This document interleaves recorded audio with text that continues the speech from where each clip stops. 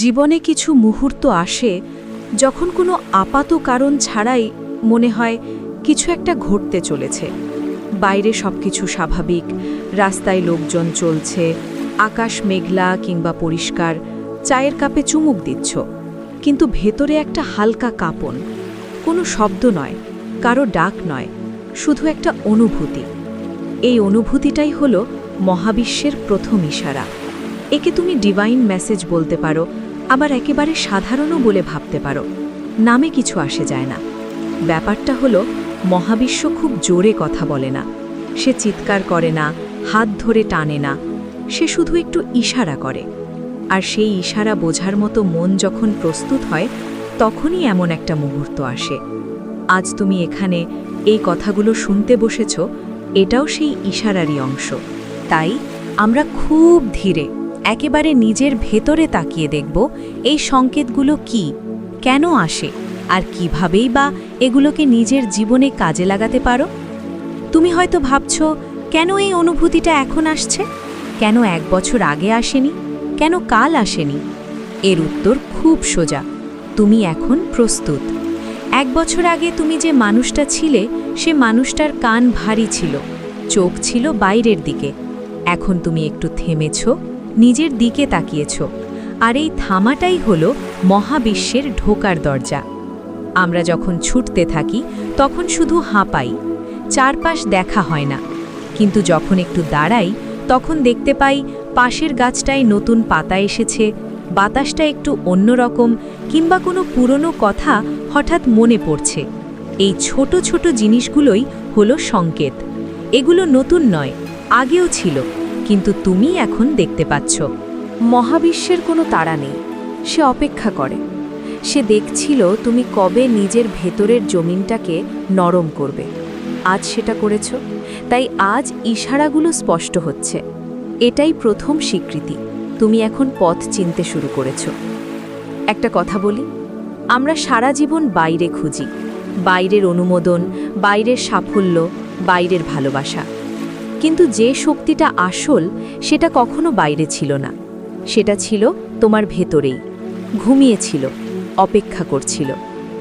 এখন যে জাগরণটা তুমি অনুভব করছো, সেটা আসলে তোমার নিজের কাছেই তোমার ফেরা, অনেক দিন পর নিজের সঙ্গে দেখা। তুমি হয়তো লক্ষ্য করবে, ইদানিং তুমি এমন কিছু বলছো বা ভাবছো যা আগে ভাবতে না। হয়তো কোনো পরিস্থিতিতে এতটাই শান্ত থাকছো যে নিজেই অবাক হচ্ছ। এটা কোনো বাইরের ভর নয়, এটা তোমারই আসল রূপ। অনেক দিন বন্ধ ঘরের জানালাটা খুলে গেছে, রোদ ঢুকছে। এই রোদটাকে ভয় পেও না, এটা তোমারই আলো। এই আলোতেই তুমি পরের পথ দেখবে। তুমি শুধু নিজেকে বলো, আমি প্রস্তুত। এই কথাটা কোনো মন্ত্র নয়, কোনো জপ নয়, শুধু নিজের কাছে নিজের স্বীকারোক্তি। আর এই স্বীকারোক্তিটুকুই অনেক বড় শক্তি যোগাবে। এখন একটা জিনিস খুব করে বুঝতে হবে, তোমার অতীতে যা কিছু কষ্ট ছিল, যে দেরি হয়েছে, যে সম্পর্ক ভেঙেছে, যে সুযোগ হাতছাড়া হয়েছে, সেগুলো নিরর্থক নয়। তুমি হয়তো অনেক দিন ভেবেছ, কেন আমার সাথে এমন হলো? এখন ধীরে ধীরে তার উত্তর আসবে। মহাবিশ্বের হিসাব আলাদা, সে তাৎক্ষণিক ফল দেয় না, দেয় পরিপক্ক ফল। যে কষ্টগুলো তুমি সহ্য করেছ, সেগুলো আসলে ছিল এক একটা ইট। সেই ইট দিয়েই এখন তোমার সাফল্যের ভিত তৈরি হয়েছে।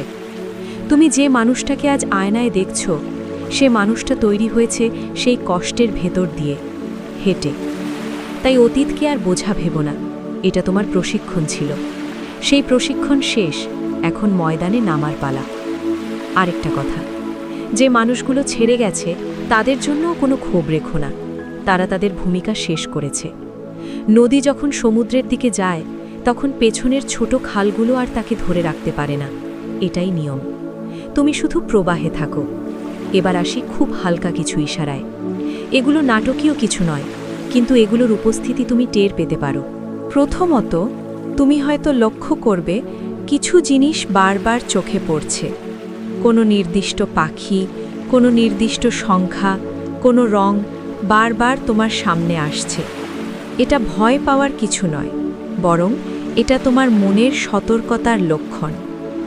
মন যেহেতু এখন বাইরের প্রতি বেশি সংবেদনশীল, সে এমন কিছু ধরছে যেগুলো আগে তুমি মিস করতে। দ্বিতীয়ত, খুব অদ্ভুত এক স্বস্তি।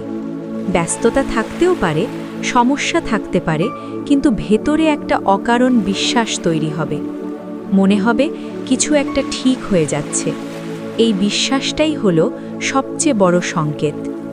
তৃতীয়ত, কিছু পুরনো স্বপ্ন, ইচ্ছে, সেগুলো যেন ফিসফিস করে কথা বলতে শুরু করবে। তুমি হয়তো ভাববে, এতদিন পর এসব মনে পড়ছে কেন? এগুলোকে অবহেলা করো না। এগুলোই তোমার ভেতরের মানচিত্র। এগুলোই বলে দিচ্ছে কোন পথে যেতে হবে। আর সবশেষে কিছু অপ্রত্যাশিত মিল। কোনো বই খুললে ঠিক সেই লাইনটা চোখে পড়া, কোনো মানুষ যখন তোমার মনের কথাটা হঠাৎ বলে ফেলে, কিংবা কোথাও গিয়ে মনে হওয়া এখানে যেন আগেও এসেছি। এগুলোই সেই নিঃশব্দ ইশারা। চিৎকার করে বলা সংকেত নয়, বরং চুপি চুপি মনের দরজায় টোকা দেওয়া। এখন যে কাজগুলো করা দরকার সেগুলো খুব সোজা কিন্তু গভীর। প্রথম কাজ, বিশ্বাস রাখা। বিশ্বাস মানে অন্ধবিশ্বাস নয়। বিশ্বাস মানে প্রতিদিন সকালে উঠে নিজেকে বলা, আমি জানি না আজ কি হবে, কিন্তু যাই হবে তা আমার মঙ্গলের জন্যই হবে। এই লাইনটা শুধু মুখে না বলে একটু থেমে চোখ বন্ধ করে বলো, দেখবে কি বদল আসে। দ্বিতীয় কাজ, পুরনো ভয় ছেড়ে দেওয়া।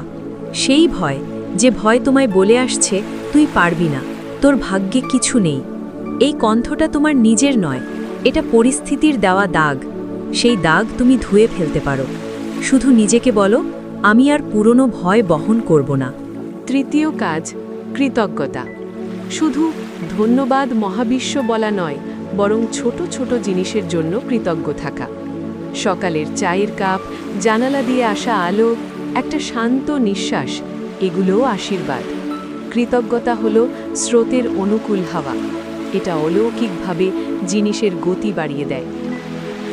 চতুর্থ কাজ, নিজের ভেতরের ডাক শোনা। তুমি যদি কিছুক্ষণ চুপ করে বসো, তাহলে একটা খুব শান্ত কণ্ঠস্বর তোমার ভেতর থেকে ওঠে। এটা মনের কথার মতোই, কিন্তু একটু আলাদা। মনের কথা প্রায়ই ভয়ে ভরা, আর আত্মার কণ্ঠ স্থির। সেই স্থির কণ্ঠই বলে দেয় যে এখন এটা করো, ওই পথে যেও না, অপেক্ষা করো। এটাই তোমার প্রকৃত পথপ্রদর্শক, বাইরের কেউ নয়। পঞ্চম কাজ, মন আর হৃদয় খোলা রাখা। বদল আসবে, তবে যে রূপে আসবে তার ছক তুমি ঠিক করে বসে থেকো না। মহাবিশ্বের পদ্ধতি অদ্ভুত, সে তোমার প্রত্যাশার বাইরেও কাজ করতে পারে। তাই যে কোনো অপ্রত্যাশিত ভালোর জন্য নিজেকে প্রস্তুত রাখো। এখন তুমি যে পথে পা বাড়াচ্ছ সেটা একেবারে নতুন, আগের চেনা পথ নয়। এখন তুমি নিজের ভেতরের মানচিত্র ধরে চলবে। হয়তো কিছু সম্পর্ক নতুন করে সাজবে, কিছু দূরত্ব তৈরি হবে, কিন্তু সেটা খারাপ নয়। নদীর গতিপথ বদলালে কিছু জমি শুকায়, কিন্তু নতুন চরে ফসল হয়। তুমি শুধু নিজের স্রোতে থাকো। আরেকটা কথা, নিজের গোপন স্বপ্নগুলো আর চাপা দিও না। এতদিন মনে মনে বলেছ হয়তো এটা হবে না, এখন থেকে বলো হয়তো এটা হতেই পারে। এই হয়তো শব্দটার বদলেই বিশাল কিছু ঘটিয়ে দিতে পারে। মহাবিশ্ব পথ তৈরি করে দেবে, কিন্তু সে তখনই করে যখন তুমি সেই পথে পা রাখার সিদ্ধান্ত নাও। তোমার ভেতরে যে শক্তি জেগেছে সেটা শুধু তোমার জন্য নয়। তুমি দেখবে তোমার চারপাশের মানুষও বদলাচ্ছে। তারা হয়তো এখনো জানে না কেন, কিন্তু তোমার কাছাকাছি এলে তারাও একটু শান্তি পাবে। এটাই তোমার নীরব অবদান। তোমার কিছু করতে হবে না, শুধু নিজের পথে চলো। আলো যেখানে যায়, অন্ধকার আপনিই কেটে যায়। আজকের এই সংলাপের শেষে এসে একটাই কথা বলি, তুমি যে ইশারাগুলো পাচ্ছ, যে ছোট ছোট মিলগুলো দেখছো, সেগুলোকে গুরুত্ব দিও। কোনো কিছুই হঠাৎ ঘটে না। তুমি যখন এই কথাগুলো শুনছো, তখন বুঝো এটাও একটা সংকেত। তোমার জীবনের নতুন অধ্যায় শুরু হয়েছে। এর নাম দিতে পারো বিশ্বাসের ফসল। তুমি যা বুনেছ তা এখন কাটার পালা। ব্যথা, দেরি, প্রতীক্ষা কিছুই বৃথা যায়নি। এখন সময় নিজেকে উপহার দেওয়ার। ভয় নয়, আত্মবিশ্বাস নিয়ে পা বাড়াও। আর মনে মনে শুধু বলো, ধন্যবাদ মহাবিশ্ব। এই কৃতজ্ঞতাই হবে আগামী পথের সবচেয়ে বড় শক্তি। কিছু না, শুধু এই কৃতজ্ঞতাটুকু নিয়েই তুমি এগিয়ে যেতে পারবে অনেক দূর, যেখানে স্বপ্ন আর বাস্তবতার মাঝে কোনো ফারাক থাকে না।